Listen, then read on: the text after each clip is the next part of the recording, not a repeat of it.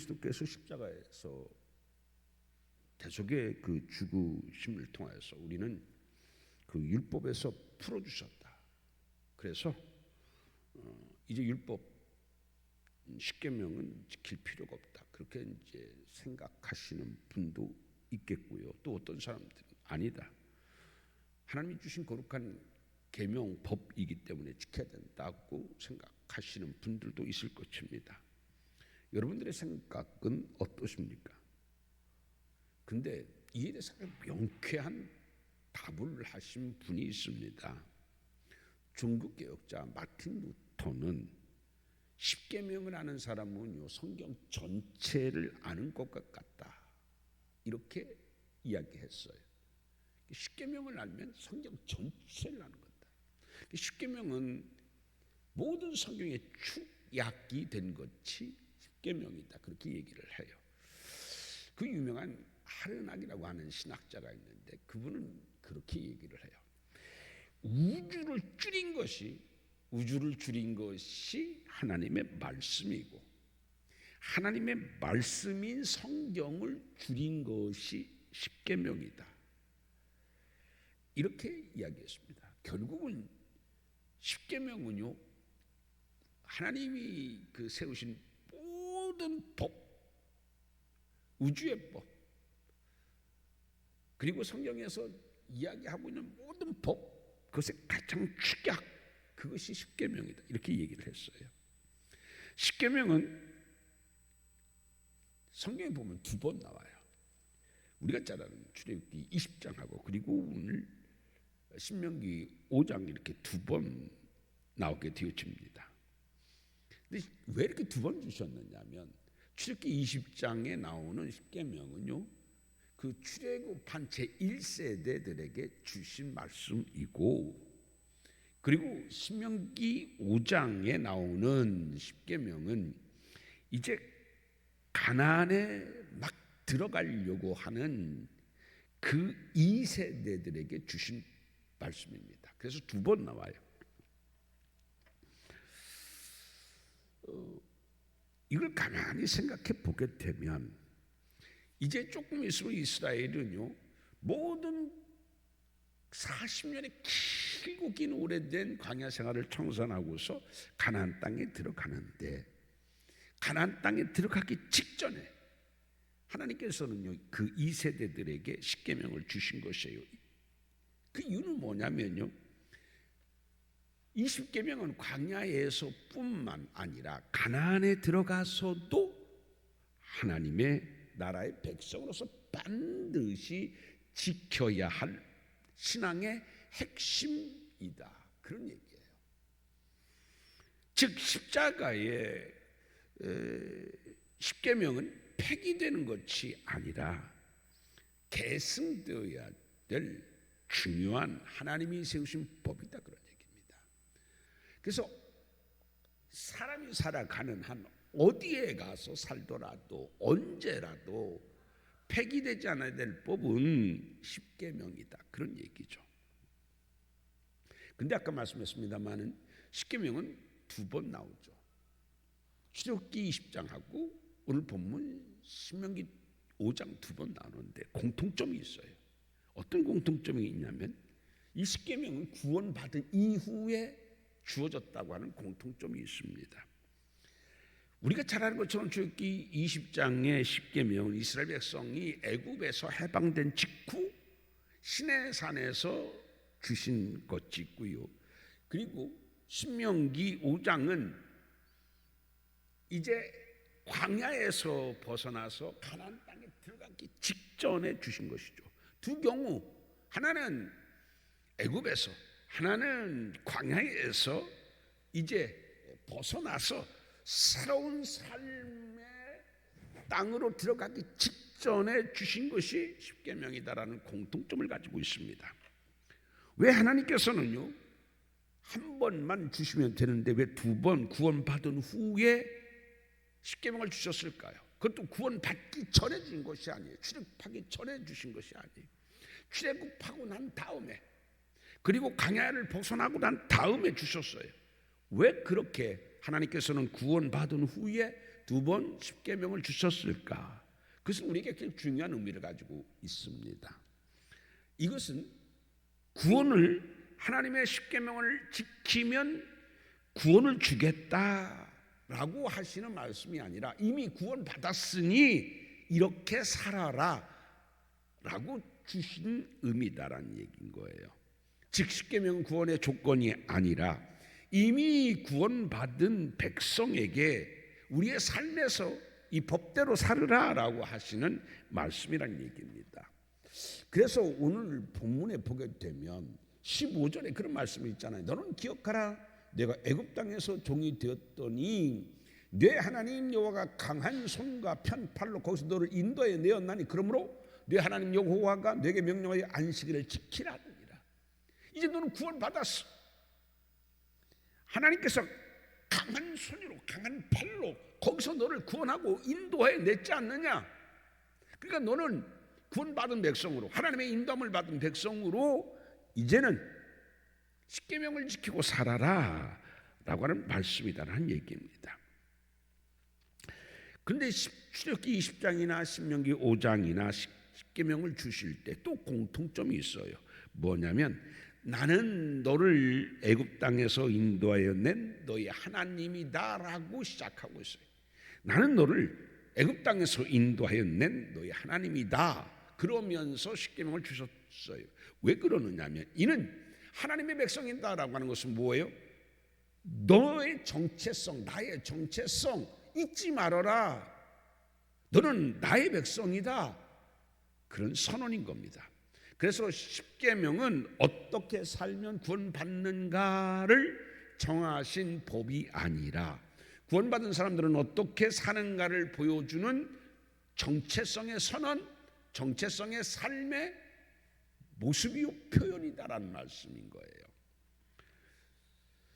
신명기 5장에서 특히 재차 십계명을 주신 곳은 강야와 가나안의 경계선에서 이 말씀을 주셨어요.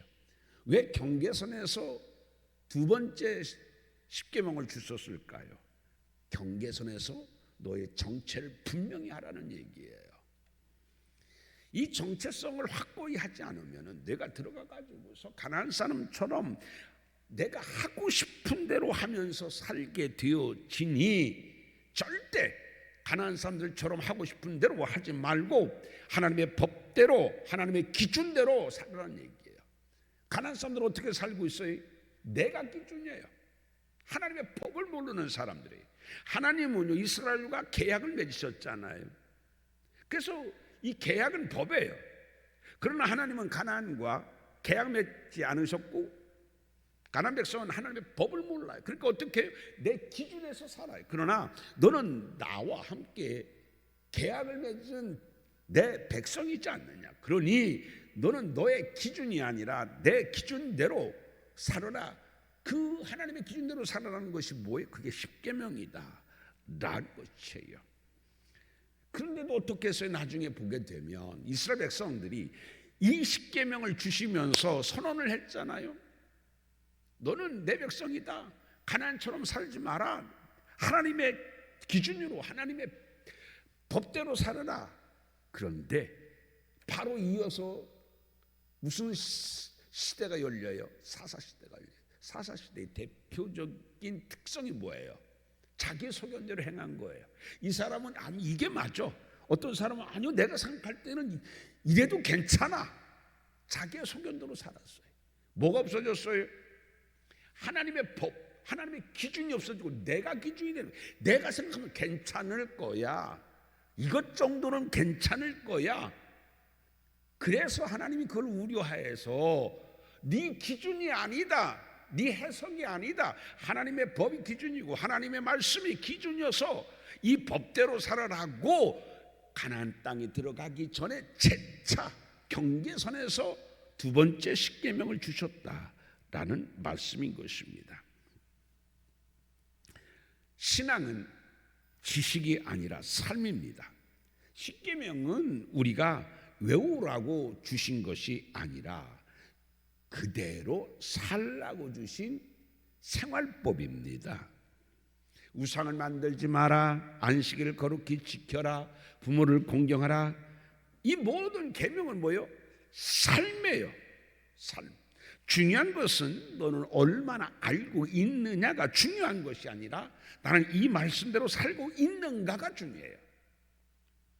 아, 운동이 이렇게 건강에 중요하구나. 잠을 잘 자는 것이 건강에 중요하구나. 알고서 행하지 않으면 아무 의미가 없어요. 그렇잖아요. 좋은 걸 알면서 그것을 내가 하지 않으면 아무 의미가 없어요. 그것을 또 깨워야서 말이고요. 부뚜막에 있는 소금도 넣어야지 맛을 낼 수 있잖아요. 알면 뭐해요? 그래서 이거는 생활법이다. 그건 지식이 아니다. 그게 바로 십계명인 겁니다. 지식인과 지성인은 다릅니다. 지식인은 말 그대로 지식이 풍부한 사람이에요. 특정 분야에 대해서 전문적인 지식이 있는 사람을 가르쳐서 우리는 지식인 이렇게 이야기합니다. 그런데 지성인은 어떤 사람이에요? 단순히 아는 것을 넘어서서 옳고 그름을 분별하고 그리고 자기가 가지고 있는 지식에 대한 책임의식을 가지고 그것을 자신의 삶으로 연결하며 살아가는 사람을 우리는 지성인 그렇게 얘기합니다. 지식인은 지식만 가지면 돼요. 그런데 지성인은 지식만 갖고서는 지성인이 되지를 않아요. 그 지식대로 살아가는 사람이 지성인인 것이죠. 여러분, 우리는 어떤 사람이 되어야 돼요? 우리는 신앙의 지식인이 되어서는 안 됩니다. 신앙의 지성인이 되어야 돼요. 그렇지 않습니까? 우리가 어디에 초점을 맞추느냐가 중요해요. 내가 성경을 몇 번 읽었느냐가 중요한 것이 아니라 내가 그렇게 말씀대로 살아가느냐가 중요한 것이잖아요. 나는 신앙의 지식인인가? 신앙의 지성인인가? 한번 곰곰이 생각해 보셔요. 두 번째 십계명을 주신 이유가 뭐냐면 그거예요. 얘야, 십계명은 지식을 위해서 준 것이 아니야. 네가 가나안 땅에 들어가게 되면 이렇게 네 기준이 아니라 네 소견이 아니라 네 생각대로 살아가는 것이 아니라 이 하나님의 법을 생활법으로 꼭 지키며 살아가라. 그래서 두 번째 가나안 땅에 들어가기 직전에 이 십계명을 또 주셨다라는 얘기입니다. 이 십계명은요 결혼 서약과 같은 거예요. 결혼 서약은 뭐예요? 그 남자와 여자 사이에 1:1의 약속이잖아요. 십계명이 마찬가지예요. 십계명은 나와 하나님과의 1:1의 약속입니다. 하나님과 그렇게 살겠습니다 라고 하는 게 뭐예요? 그게 십계명입니다. 하나님, 나는 우상을 섬기지 않겠습니다. 하나님의 이름을 망령되이 내가 부르지 않겠습니다. 하나님, 내가 안식일을 거룩히 지키겠습니다. 이게 뭐예요? 그게 하나님 앞에서의 서약이죠. 여러분, 십계명은 애고라고 준 것이 아니에요. 십계명은 서약이에요. 무슨 서약이에요? 이렇게 내가 살아가겠습니다 라고 하는 생활의 서약입니다. 여러분, 십계명의 첫 번째 계명이 뭐예요? 하나님 외에는 다른 신을 우리에게 두지 말라 라고 말씀을 하셨어요. 그리고 두 번째는 뭐예요? 우상을 만들지 말라. 잘 생각해 봤어요. 첫째 계명, 나 외에 다른 신을 두지 말라와 우상을 만들지 말라, 두 번째 계명의 차이점은 무엇입니까? 그게 뭐라고 생각하세요? 첫째 계명은요, 나 외에 다른 신을 내게 두지 말라고 하는 것은 하나님은 누구신가를 설명하고요, 우상을 만들지 말라는 것은 하나님을 어떻게 섬겨야 하는가를 우리에게 가르쳐주고 있는 말씀입니다. 둘째 계명은요, 하나님은 이렇게 생기셨을 것이다 라고 자기의 생각으로 우상을 만들고 자기 생각대로 예배하지 말라는 얘기예요. 우리가 잘 아는 것처럼 요한복음 4장 23절에서 예수님께서는 뭐라고 말씀합니까? 아버지께 참되게 예배하려는 자들은 뭐와 뭘로 예배하래요? 영과 진리로 예배할 때가 오나니, 그렇게 말씀하셨잖아요. 여기에서 영과 진리는 뭐예요? 내 생각, 내 주관대로 하나님께 예배 드리지 말라. 영으로 예배 드린다는 것은 뭐냐면 습관적인 예배 드리지 마라. 마음과 중심에서 우러나오는 예배를 드려야 된다. 이게 영으로 예배를 드리는 거예요. 오늘 주일이지 습관적으로 드리지는 예배가 아니라 우러나오는 마음에서 예배를 드려라.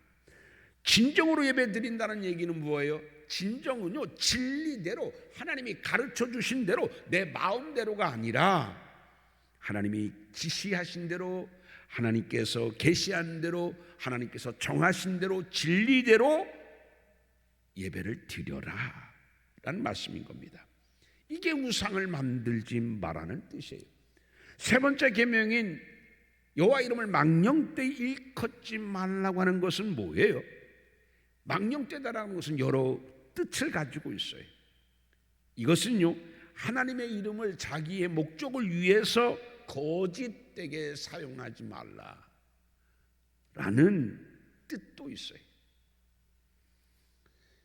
자기의 목적을 위해서 하나님의 이름을 갖다 붙이지 말라, 그런 이야기예요. 두 번째, 망령되이 일컫지 말라고 하는 것은 이게 참 중요해요. 말과 삶이 불일치하지 말라. 말과 삶이 불일치하면 네 말이 삶과 일치되지 않으니까 뭐예요? 하나님을 망령되이 일컫게 된 것이다라는 얘기예요. 하나님은 말과 삶이 일치되는 것을 원하죠. 왜요?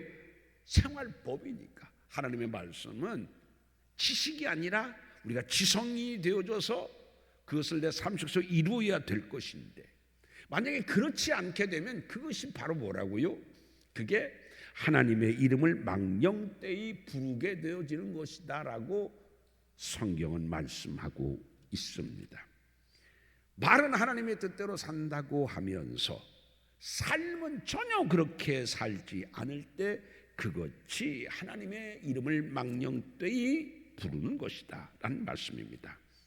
그리고 네 번째 계명이 뭐예요? 안식일을 기억하여 거룩히 지키라. 이건 뭐냐면요, 첫째 계명에서부터 셋째 계명은 우리에게 주어진 그 법이라고 하면 그 법을 내가 그 법대로 1계명에서도 2계명, 3계명 내가 서약한 그것을 내가 삶속에서 내가 지키겠습니다는 생활 실천법 첫 번째가 뭐예요? 그게 안식일을 기억하여 거룩히 지키겠습니다 라고 하는 서약이에요. 그래서 1계명에서 3계명의 서약을 실천하는 게 뭐예요? 그게 안식일을 거룩히 지키는 거예요. 근데 여기서 보면 기억하여 라고 하는 것은 명령형으로 써져 있습니다. 명령형. 이건 뭐예요? 이는 될 수 있는 대로 네가 잊지 말고 기억했다가 드려라 라는 얘기가 아니에요. 될 수 있는 대로가 아니에요. 이거는 반드시 어떤 일이 있어도 지키라는 얘기예요. 네 생각대로, 네 기준대로 안 드려도 되고, 그런 개념이 아니다라는 얘기예요. 여기서 기억하여 라고 하는 것은요, 알아보기 위해서 표시하다라는 뜻을 가지고 있어요. 무슨 얘기예요? 여러분들이 아마 중요하게 생각하는 날들이 있을 거예요. 어떤 사람은 생일을, 어떤 사람은 자기의 부모님의 그 추도일을 기억하고, 또 어떤 사람은 그 결혼기념일을, 또 중요하고 내가 꼭 기억하는 건 나도 모르게 깜빡깜빡할 때가 있어요. 그러면 어떻게 해요? 그렇게 하면 달력에다 어떻게 해요? 표시를 내둬요. 그래도 잊어버리니까 요즘에 사람들은 어떻게 하냐면 휴대폰에다가 어떻게 알람 설정을 해놔요. 그렇지 않습니까? 그것도 그 전날부터 알람 설정을 해놓는 사람도 있어요. 그렇지. 내일은 추도일이지, 내일은 생일이지 등등을 꼭 잊지 않고 기억하기 위해서 그렇게 표시를 해둬요. 여기서 기억하여라고 하는 것은 뭐냐면 그렇게 표시를 해두라는 얘기예요. 그래서 이 표시를 해두라는 건 얘기는 어떤 일이 있어도 꼭 잊지 말고 빠뜨리지 말고 안식일을 지켜라. 그게 하나님의 말씀이에요.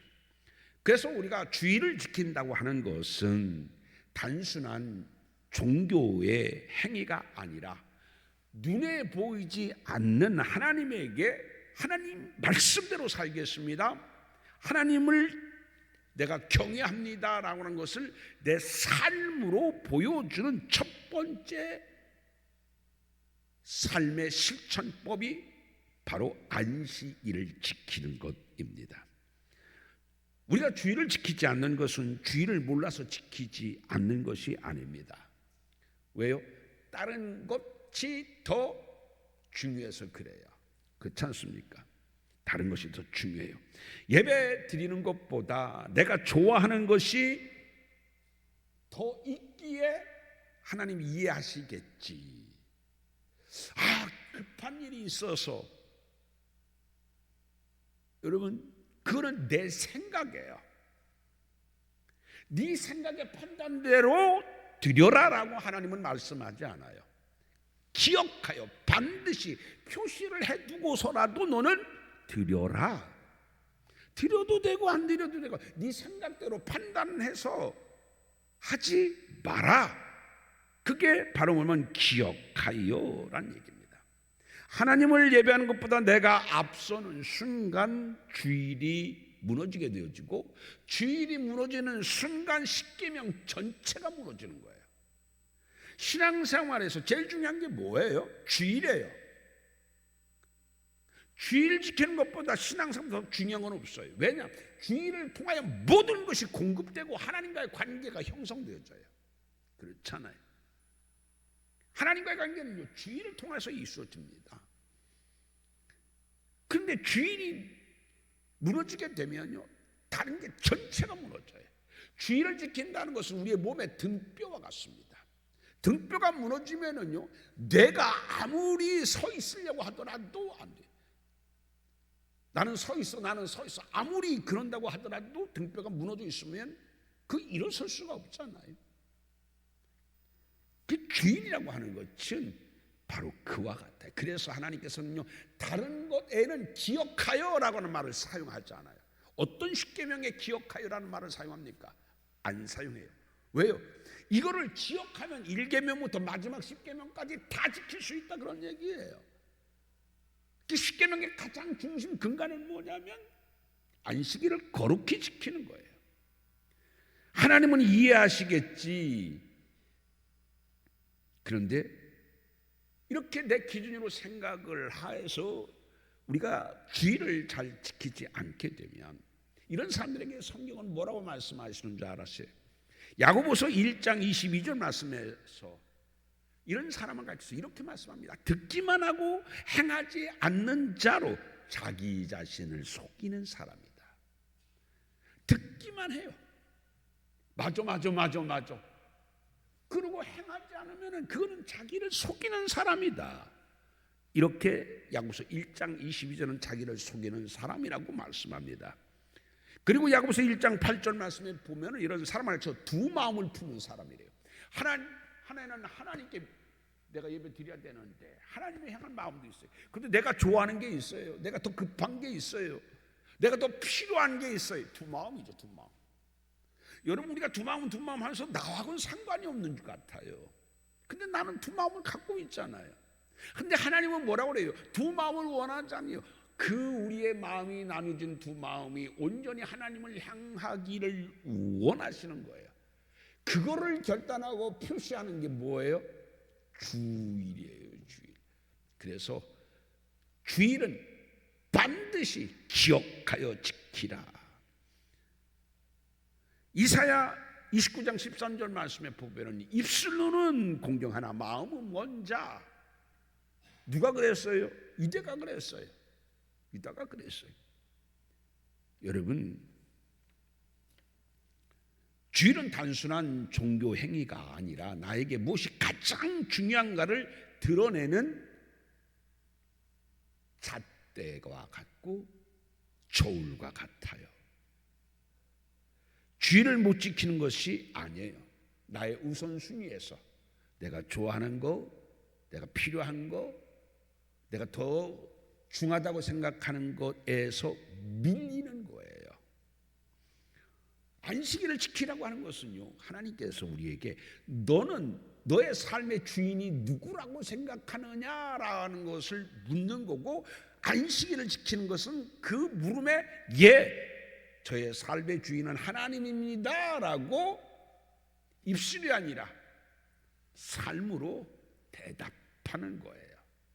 그래서 안식일을 꼭 지켜라, 반드시 지켜라, 그런 의미에서 하나님은 다른 것처럼 기억하여라는 말을 사용하지를 않아요.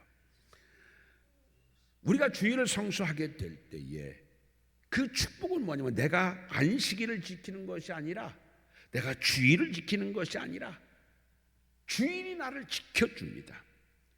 주일이 나를 지켜줄 때 하나님은 우리에게 어떤 것을 약속하셨느냐 하면 11절 말씀을 봅니다. 11절 말씀을 보면 그렇게 말씀해요. 나 여호와가 안식일을 복되게 하여, 출애굽기 20장 11절이에요. 출애굽기 20장 11절 말씀을 보면 나 여호와가 안식일을 복되게 하여, 안식일을 복되게 하여. 근데 복되게 하다는 말이 무슨 얘기냐면, 복되게 한다는 말은 히브리어로 바라크예요. 근데 이 바라크는 뭐냐? 그것은 유익한 능력을 부여하다 라는 뜻을 가지고 있어요. 여러분, 우리가 안식일을 지킬 때 하나님은 우리에게 뭐를 부어주신대요? 유익한 능력, 바라크, 그것을 부어주신다. 이게 나에게 유익한 능력을 부어주시니까 어떻게 돼요? 우리에게 복이 있죠. 성공하고 싶은데 능력이 없어요. 유익한 능력을 부어주셔요. 건강하고 싶은데 내 마음대로 건강이 되나요? 내 마음대로 건강이 되나요? 건강은 내가 살 수가 없어요. 건강도 주셔야 돼요. 그렇지 않습니까? 건강도 주셔야 돼요. 얼마 전에 제가 요즘에 굉장히 좀 불편한 데가 있었어요. 뭐냐면 눈이 굉장히 예전에 저희 어머님이 그랬어요. 이 눈에 모래가 들어간 것 같다고. 도대체 뭘까? 요즘에 제가 그랬었어요. 눈이 뻑뻑하고 이렇게 보면은 햇빛도 잘 못 보고, 그래서 참 눈이 안 좋았었어요. 그거 자꾸 눈물도 나고, 그래서 너무 눈에 대해서 굉장히 신경을 안 쓰려고 해도 눈 때문에 굉장히 신경이 써졌었어요. 그래서 안과 가가지고서 그 약도 사와가지고서 이렇게 약도 넣어보고 등등 했는데 별 소용이 없어요. 근데 제가 어느 날 기도하는데 하나님 앞에 굉장히 제가 회개를 많이 했어요. 특별한 뭘 때문에 회개한 것이 아니라 생각나게 하시더라고요. 제가 어릴 때부터 쭉 했던 게 탁탁탁 하고 목에 걸리는 것처럼 순간순간이 생각나게 하고, 그래서 제가 정말 많이 울면서 회개 기도를 했어요. 놀라웠었어요. 회개 기도를 하고 나니까 그 다음부터 제가 눈에 그런 것이 싹 사라졌었어요. 그렇게 불편했었는데 뭐지? 신기하다. 그때 제가 깨달았어요. 그래요, 건강도 하나님이 주실 때 건강하지, 내가 아무리 건강하고 싶어도 건강해지나요? 우리는 건강에 능력이 없어요. 하나님께서 우리를 건강을 붙들어 주셔야 돼요. 바라크는 뭐예요? 그거예요. 사람은 다 성공하고 싶어 해요. 성공의 능력이 있어야 성공하죠. 건강하고 싶어 해요. 건강의 능력이 있어야 되죠. 행복하게 살고 싶어 해요. 평안하게 살고 싶어 해요. 평안을 지킬 수 있고 행복을 얻을 수 있는 능력이 있어야 되잖아요. 그런데 주일을 거룩하게 지키면, 안식일을 거룩하게 지키면 바라크, 그러한 유익한 능력을 부어주겠다. 여러분 믿으십니까? 하나님의 거룩한 주일을 지키면 하나님께서 여러분에게 유익한 능력을 부어주실 줄 믿습니다. 그렇기 때문에 하나님께서는 내가 안식일을 거룩히 기억하여 지키면 내가 너에게 유익한 능력, 바라크를 부어주실 것이다. 하나님께서는 부어주실 때에 우리에게 작게 부어주시지 않습니다. 다윗이 고백했던 것처럼 내 잔이 넘치나이다. 여러분에게 필요한 유익한 능력이 하나님으로부터 주의를 지킴을 통해서 체험받는 여러분 되어주시기를 주님의 이름으로 축원드립니다. 성공하고 싶은 사람에는 성공의 능력을, 건강을 원하는 사람들에게는 건강의 행복을 얻고 싶은 사람은 행복을 쟁취할 수 있는 능력이 하나님으로부터 부어지는 것을 경험하는 여러분 되어주시기를 축원드립니다. 여러분과 여러분들의 자녀들이 번영하고 건강하고 행복하기를 원하십니까? 여러분 주의를 거룩히 지키십시오. 그럴 때 하나님께서는 여러분에게 유익한 능력을 부어주실 줄 믿습니다. 주의를 지키지 아니하고서 이런 복을 구하는 것은 나무도 심지 않고 열매를 구하는 것과 너무나 똑같습니다. 우리 앞에는 두 가지가 있습니다. 내가 원하는 것과 하나님이 원하시는 것, 이 두 가지가 충돌할 때 그때 내가 무엇을 선택하느냐, 그것이 가장 대표적인 것이 우리가 안식일을 지키는 것, 주의를 지키는 것이다 라는 얘기입니다.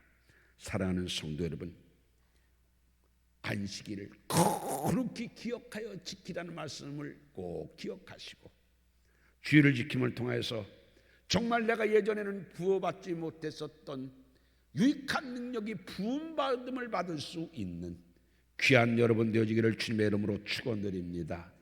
기도합니다. 하나님 아버지 감사합니다. 오늘 주신 말씀 꼭 기억하여 안식일을 하나님이 원하시는 하나님의 기준에 맞는 거룩히 주의를 지킬 수 있는 우리가 되게 도와주시옵소서. 위로부터 부어지는 유익한 능력을 부여받는 우리가 되게 도와주시사 주의를 지키는 자의 축복의 이러함을 많은 사람들에게 나타나며 증거하며 살 수 있는 우리 되게 하여 주옵소서. 믿고 감사하고 다짐할 때 예수님의 이름으로 기도하옵나이다. 아멘.